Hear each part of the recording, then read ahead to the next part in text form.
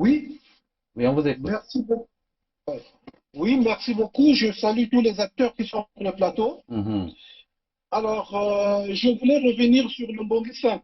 Voilà. Sur le Mbongi 5, je reviens sur la conclusion du RPP. Mhm.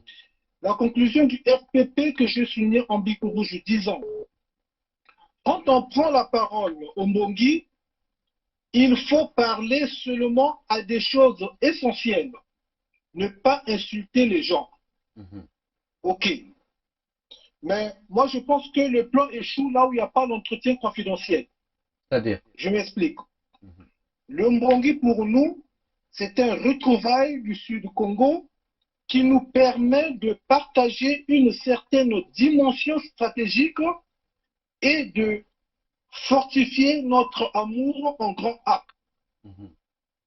Et notre comportement ne nous amène pas à insulter les gens. Tout à fait. Comment on peut expliquer ça? Quand les Mboshis disent que nous avions rasé le Poum, tué les gens du Sud, le ciel n'a pas tombé, que pensez-vous? Quand Denis Sassou dit que vous connaissez le goût de sang, ça veut dire quoi? Et quand Aïssa promet à Parfait Kolela que vous allez et Nakana. ça s'est fait. Ça nous dit pas quelque chose et ça leur dit pas quelque chose aussi. Mhm.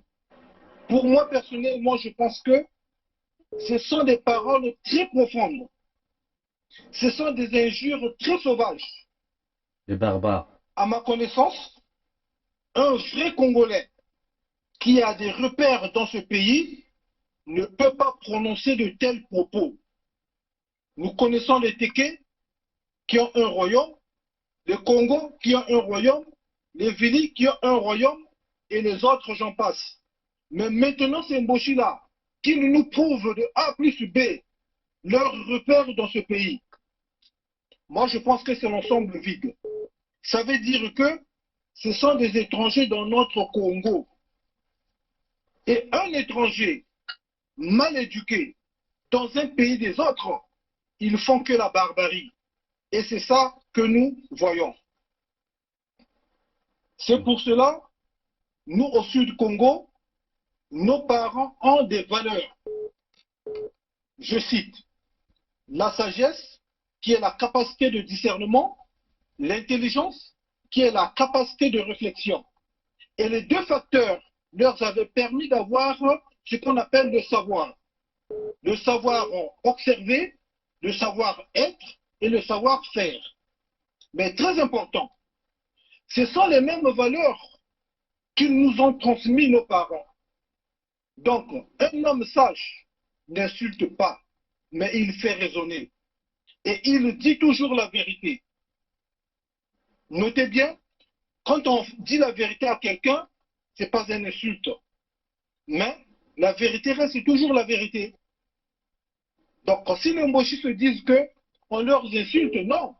Nous, au Sud Congo, on est bien éduqués, on est sage. On n'insulte pas, mais on fait raisonner. Et on dit la vérité. Seuls les idiots qui peuvent penser que quand on dit la vérité à quelqu'un, c'est une insulte qu'on porte à quelqu'un. Pour terminer, ils doivent savoir que c'est l'oiseau qui oublie le piège, non le piège qui oublie l'oiseau. Je m'explique. L'oiseau, c'est le Sud Congo avec ses valeurs et ses richesses qui peut oublier le Mboshi. Le piège, c'est le Mboshi, entre parenthèses PCT, qui ne peut pas oublier les gens du Sud Congo. Pourquoi? Parce que nous, nous avions notre sport et ceux-là n'ont pas de sport dans ce pays, sont que des étrangers. C'est pour cela que j'invite solennellement tous les acteurs du Sud Congo de retrouver le Mbongi, de retrouver USK pour avancer notre côté.